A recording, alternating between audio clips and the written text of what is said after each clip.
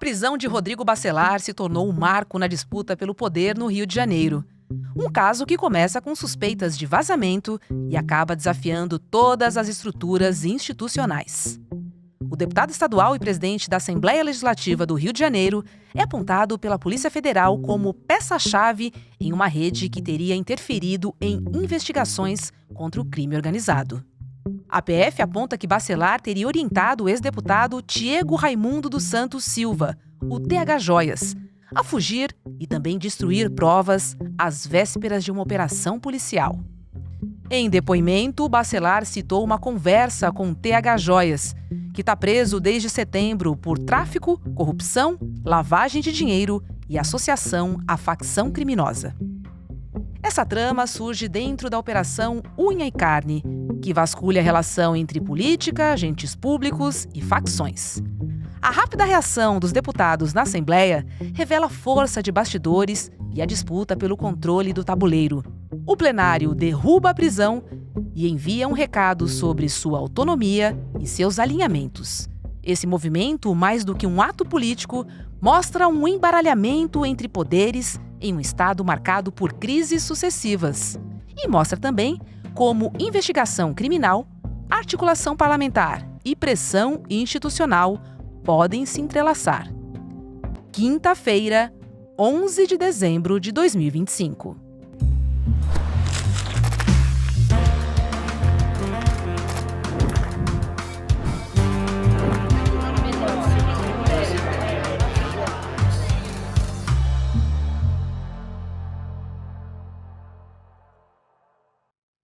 Olá, seja muito bem-vindo, seja bem-vinda. Eu sou a Roberta Garcia e este é o Videocast em Detalhes. Aqui sempre com um convidado ou uma convidada, a gente se aprofunda num tema do nosso dia a dia. Hoje eu converso com o jornalista e também nosso companheiro carioca aqui do ICL, Igor Melo. Oi, Igor, seja muito bem-vindo ao Em Detalhes. É um prazer falar com você. Oi, Rô, é um prazer estar aqui com você mais uma vez. Sempre para falar desses rolos de Rio de Janeiro e desse universo aqui, mas vamos tentar explicar mais um para o nosso público. E nada melhor do que conversar com um carioca que conhece as entrelinhas do poder político aí do Rio de Janeiro, para estarmos todos na mesma página. Quem é Rodrigo Bacelar? Qual é o histórico do atual presidente da Alerj, hein, Igor? O Rodrigo Bacelar, Roberta, é um personagem que surge de maneira meteórica na política aqui do Rio a partir de 2018, depois que a gente teve a Lava Jato aqui do Rio, né, que devastou a política tradicional aqui do Rio e ganhou muito poder rapidamente a partir daí. Como eu falei, ele se elege deputado estadual pela primeira vez em 2018. Ele, antes disso, era um advogado sem muita expressão política, de uma família com algum poder de Campos dos Goytacazes, lá no norte fluminense, e ele se elege como um deputado do baixo clero, do centrão aqui da Assembleia Legislativa do Rio. Só que a trajetória dele começa a mudar quando ele se aproxima do então presidente da Alerj, o André Siciliano, que era do PT, que é do PT ainda, né? E é escolhido pelo Siciliano para ser o relator do processo de impeachment do Wilson Witzel na Alerj. Ele assume esse posto que era disputadíssimo, porque te dava um prestígio muito grande na época, né? O Witzel era extremamente impopular, e ao mesmo tempo que ele exerce esse papel de relator do impeachment do Witzel, ele se aproxima do Cláudio Castro, que era o vice do Witzel da época, e assumiria o governo, para negociar um espaço no governo do Castro. E a partir daí ele começa a se projetar como uma das figuras mais poderosas da política do Rio de Janeiro atualmente. Ele se torna secretário de governo do Cláudio Castro, que na prática era uma espécie de primeiro-ministro na primeira gestão do Cláudio Castro. Ele também acaba sendo o grande articulador e idealizador do escândalo dos cargos secretos aqui no CEPERJ, na UERJ, né, que é esse processo que eu e o meu colega Rubem Berta revelamos em 2022 e que ameaça caçar o mandato dos dois no TSE, a gente tem falado disso na programação. E na esteira da reeleição dele em 2022, com uma votação muito maior e o uso político que ele fez desses cargos também junto a outros deputados, ele se elege presidente da Alerj por unanimidade agora em 2023. E mantém um poder muito grande no governo do Estado, no executivo, nomeando diversos secretários, presidentes de órgãos públicos, enfim, é como se fosse um governador do B, assim, hoje em dia no Rio de Janeiro. Um governador não eleito pelo povo, digamos assim, né, Igor? Agora vamos ao caso, né? Porque, segundo a investigação da Polícia Federal, o Bacelar teria vazado informações da Operação Zargum. Teria vazado informações ao então deputado TH Joias, inclusive com algumas orientações, né, para ele destruir provas. Eu te pergunto, quais são os principais indícios que fundamentam a prisão? E qual é o nível de certeza da PF hoje? Olha, Roberta, assim, a gente não teve acesso ainda a tudo que a Polícia Federal descobriu nessa operação, nessa apuração, né, sobre a obstrução da Operação Zargum, mas desde a época que aconteceu isso tudo, foi em setembro desse ano, já havia uma desconfiança muito forte de que o TH Joias tinha recebido informações sobre a operação que ele foi alvo. Tanto é que ele deixou a casa dele, esvaziou a casa dele, né, fez quase uma mudança, enfim, destruiu provas, por exemplo, o celular que ele utilizava, ele deletou tudo e pegou um novo, enfim, a polícia já tinha essa ideia desde então. E o que se descobriu posteriormente é que ele no dia anterior à operação, manteve um contato constante com o Rodrigo Bacelar, assim, que teria avisado a ele sobre a operação, dado orientações, como você falou, para destruição de provas. Inclusive, tem registros do TH Joias entrando em contato com o Bacelar em vários momentos daquele dia, para pedir orientação até sobre o desmanche da casa dele. Isso aqui eu levo, isso aqui eu não levo. O freezer tem uma imagem muito que já ficou famosa, né? Dele mostrando 2 freezers cheios de peças de picanha, que ali tinha, sei lá, não sei nem quantos R$ 1.000 em carne, ele falando, pô, vou deixar isso aqui tudo para trás, os caras vão roubar, né? Foi se referindo aos policiais federais.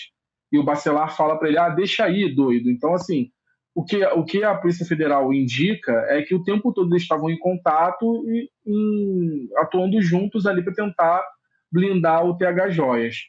E isso faz sentido, Roberta, porque o TH Joias, com um curto espaço de tempo, se tornou um deputado muito influente aqui no Rio de Janeiro. Ele era muito próximo tanto do Bacelar quanto do Cláudio Castro.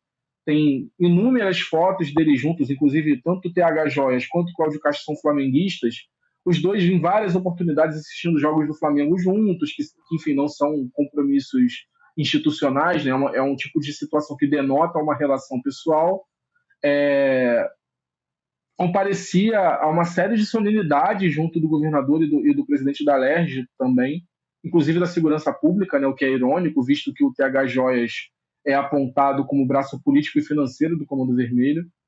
E então, assim, todo um cenário, embora a gente ainda não conheça todas as provas, mas é todo um cenário que indica mesmo uma proximidade muito grande entre essa cúpula do poder no Rio de Janeiro com um político, um ex-deputado, né, que, como eu falei, era braço político da principal facção de tráfico de drogas do Rio. Assim. Então, é mais uma situação que, se as investigações forem a fundo, a gente pode ver muita gente se enrolar na política do Rio. Assim. Não é a primeira nem a segunda vez que isso acontece, mas é mais uma oportunidade das autoridades fazerem esse trabalho de depuração.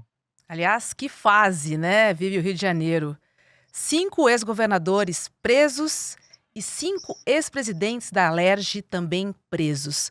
Agora, Igor, juntamente com o Rodrigo Bacelar, foram apreendidos R$ 91 mil em espécie, ou seja, ele estava com esse dinheiro no carro, circulando pelo Rio de Janeiro. E juntamente com esse dinheiro, também foram apreendidos 3 celulares e alguns documentos. O que eu te pergunto é o seguinte: muita gente na Alerj não tem dormido desde o dia 3 de dezembro, né? Quando ele foi preso. Sem dúvida, Roberto. E assim, eu acho que esse episódio mostra bem a certeza de impunidade que o Rodrigo Bacelar tinha, né? Porque, só para explicar para o nosso público, havia um temor da Polícia Federal. O Bacelar é presidente da Alerj, ele tem um esquema de segurança forte, com policiais que são ali cedidos para a Alerj, enfim. Então havia um temor, inclusive, de que eventualmente essa equipe de segurança dele reagisse a uma abordagem se ele fosse preso no meio da rua, por exemplo, ou se, enfim, alguma situação desse tipo. Então, o que foi feito? O superintendente da Polícia Federal aqui do Rio convidou o Bacelar para algum tipo de reunião, de conversa, enfim, não temos esse detalhe ao certo, mas fez um convite para que ele fosse até a superintendência. E lá, quando ele chegou, ele recebeu voz de prisão e foi informado do mandado, do STF e tudo mais. Agora você vê, né, um político que se sente confortável de entrar na sede da Superintendência da Polícia Federal no Rio de Janeiro com mais de 90 mil reais no carro. Assim, é uma certeza completa de impunidade. E, para além, assim, isso não é uma coisa pontual. Eu até falei disso já aqui no ICL. O Bacelar é um desses exemplos de multiplicação dos pães, né, na política, se a gente pode brincar dessa forma. Quando ele se elege em 2018, ele não tinha nenhum bem, carro, casa, nada, mas ele declarou para o TSE que ele tinha 85 mil reais em dinheiro vivo com ele, era todo o patrimônio que ele tinha. Então, assim, já desde aquela época, era uma pessoa que gostava de dinheiro vivo, é essa galera da escolinha Bolsonaro de patrimônio, né, assim, gente que não gosta muito do sistema bancário. E sobre isso que você falou dos telefones, assim, inclusive a informação que tem é que ele, como foi surpreendido, o telefone dele estava com tudo, assim, ele não deletou nada, né? E assim, o Rodrigo Bacelar é notoriamente um sujeito envolvido em, como é que eu posso dizer isso de uma forma educada? Em episódios que possivelmente denotam irregularidades. O mais famoso deles é justamente o escândalo dos cargos secretos, onde, assim, a gente teve dezenas de milhares de pessoas contratadas como nesses cargos secretos, a grande maioria delas cabos eleitorais de políticos ligados ao governo Castro, muitos funcionários fantasmas, existe denúncia de rachadinha, inclusive envolvendo o próprio Bacelar, embora isso não tenha ido à frente, né? É uma pena que o caso andou muito bem do ponto de vista eleitoral, a Procuradoria Regional Eleitoral aqui do Rio fez um trabalho muito bom, mas do ponto de vista criminal, até pela influência que o Castro e o Bacelar têm no Ministério Público do Rio, nada andou. Então, esse tipo de denúncia não foi esclarecida, mas é isso, assim, ele é uma pessoa que se cacifou para ser presidente da LERJ justamente tendo no bolso dele esses milhares de cargos e distribuindo isso, assim, eu acho que isso a gente pode afirmar.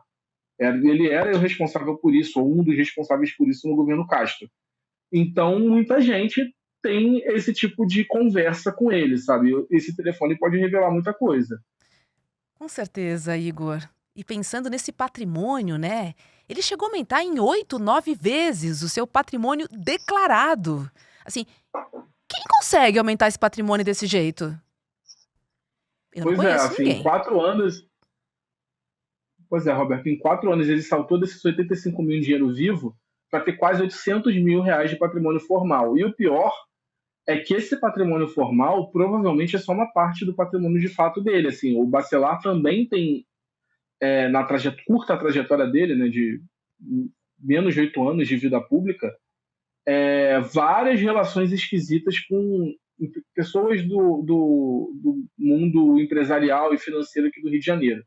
A mais famosa delas, foi até uma história que foi revelada pela TV Globo aqui no Rio de Janeiro, diz respeito ao apartamento onde ele mora, aqui na zona sul do Rio, que foi um dos endereços onde houve buscas da Polícia Federal, inclusive, no dia da prisão dele.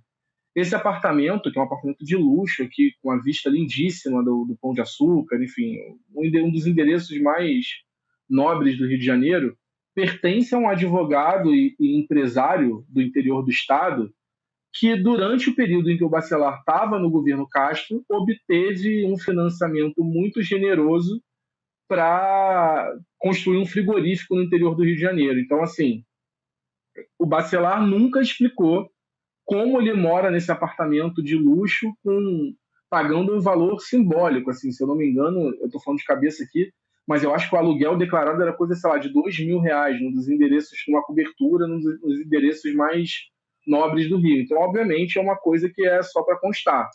É só uma fachada para esse benefício que ele obteve junto a esse advogado. Também tem história dele viajando em jatinho de gente ligada ao garimpo na Amazônia. Então, assim, é uma figura que, para todos os lados que a gente olha, está enrolada. Agora, Igor, o ministro Alexandre de Moraes decretou a prisão e rapidamente a Alerj se organizou para revogar esta prisão, né? Num placar de 42-21.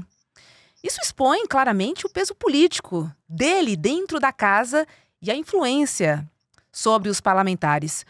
Que interpretação você dá sobre este placar e o que ele revela sobre o poder dos bastidores da política fluminense? Olha, Roberta, assim, sem dúvida nenhuma, ele revela o poder do Bacelar, mas eu acho que ele é até um diagnóstico de um problema maior, que é como a gente teve essa mistura entre crime organizado e política no Rio de Janeiro de uma forma tão profunda e hoje em dia tão descarada, tão sem pudor, que os deputados estaduais e outros, né, membros da classe política do Rio de Janeiro não têm mais nenhuma preocupação com a opinião pública.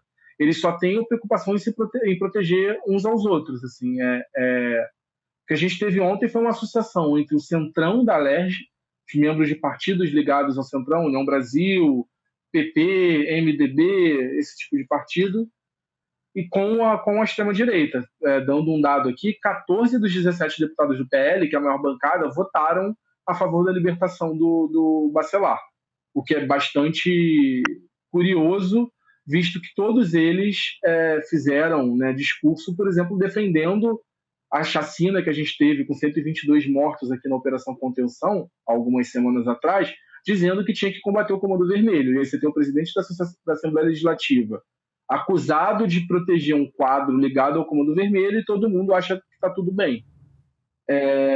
Eu queria lembrar que esse, inclusive, não é o primeiro episódio de impunidade ligado a deputados, sobre deputados supostamente ligados ao crime organizado nessa legislatura, de 2023 para cá.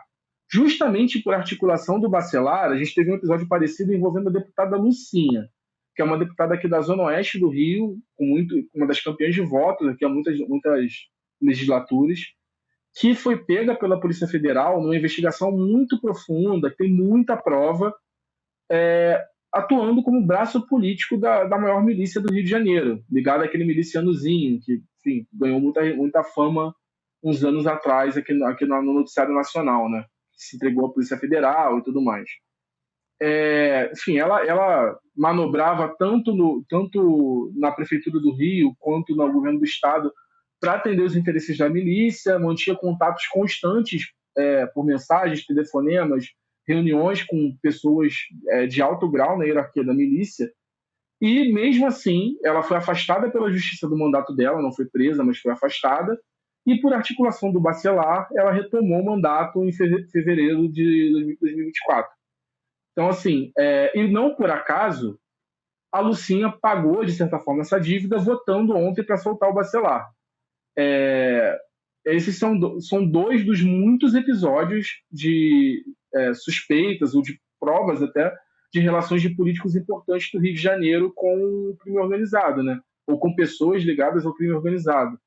É uma situação de infiltração que parece muito difícil de regredir nesse momento. Igor, a sensação que a gente tem, acompanhando a política do Rio de Janeiro, é que a sensação de impunidade é muito presente na política. A gente ouve notícias, informações todos os dias da presença do crime organizado nessa política fluminense.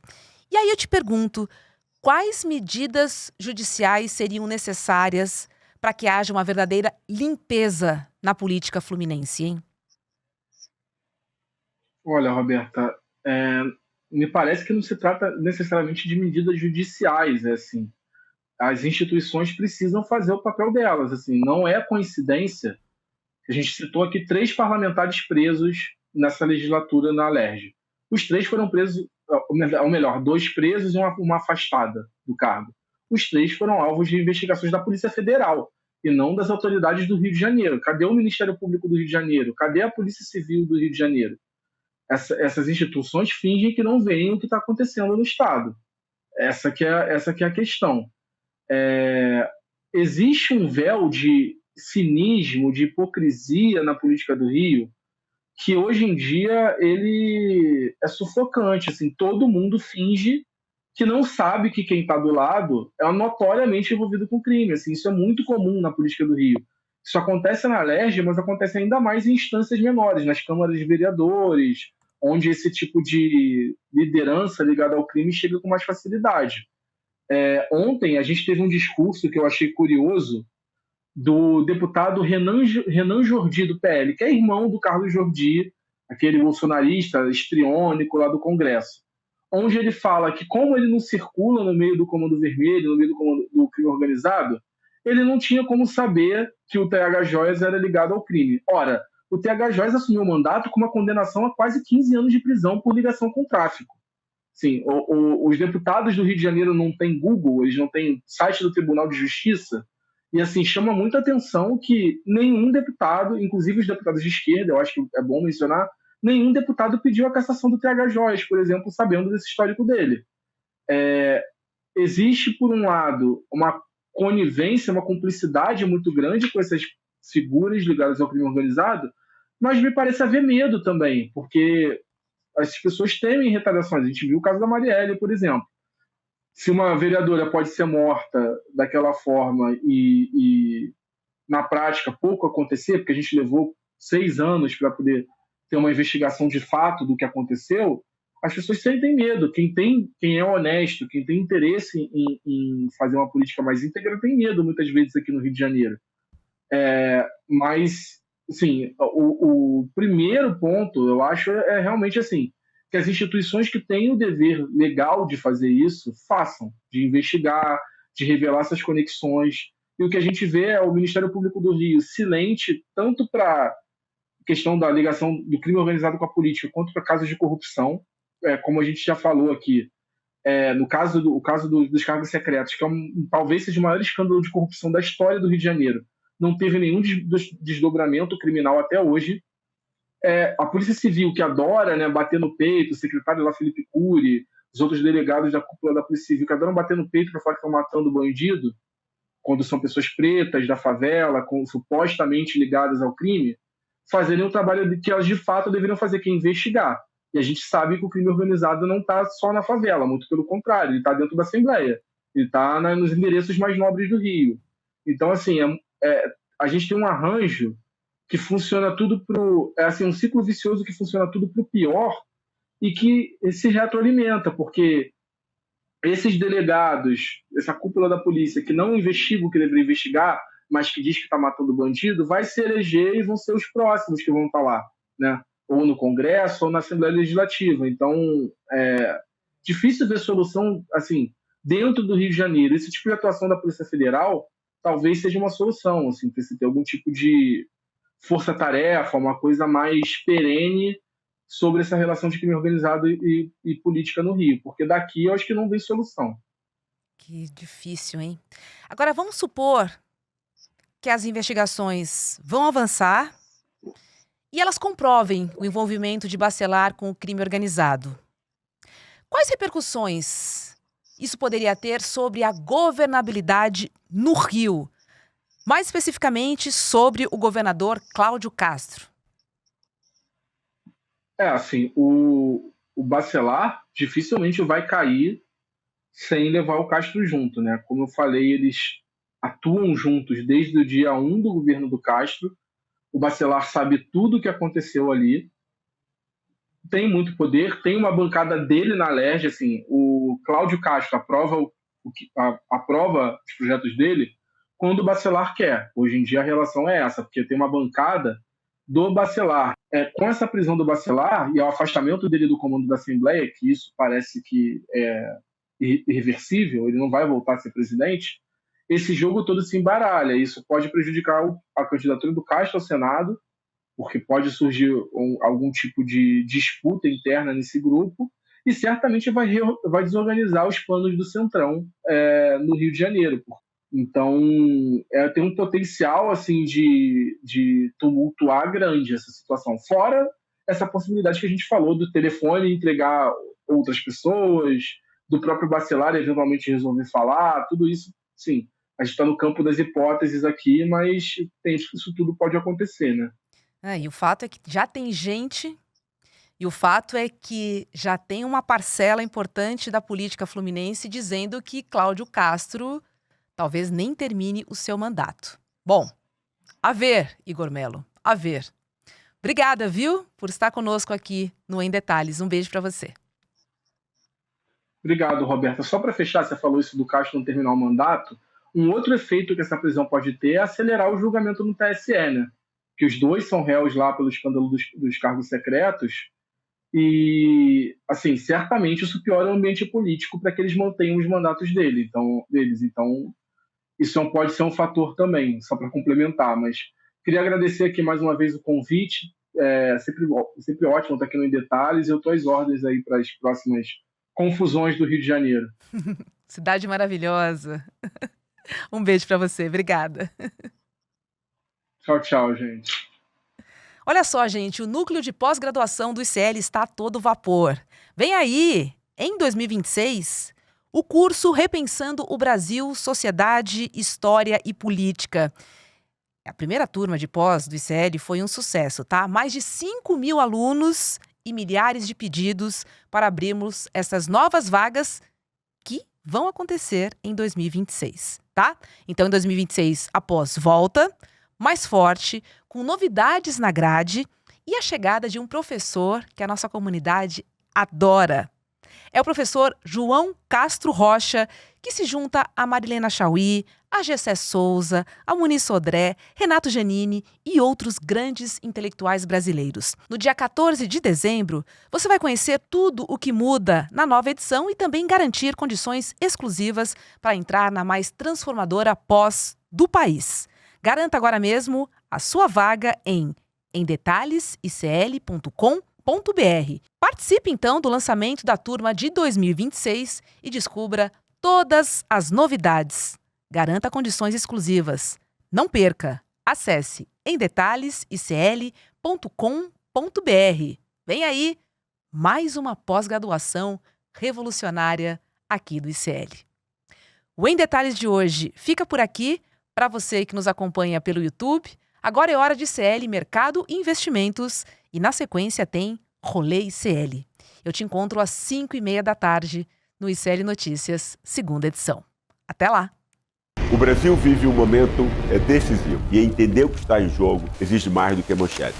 As decisões que moldam o país vêm de uma longa trajetória de desigualdade e de concentração de poder. Para compreender o presente e agir com consciência, é preciso olhar para a história e as estruturas que formaram nossa sociedade. Pensando nisso, nasceu o curso de pós-graduação do ICL da FESC SP, Repensando o Brasil, Sociedade, Política e História. Um programa reconhecido pelo MEC, voltado a quem quer pensar o Brasil com profundidade e rigor intelectual. Vai acontecer o lançamento da nova turma da pós no dia 14 de dezembro, às 8 horas da noite. Entender o país é o primeiro passo para construir o futuro com consciência.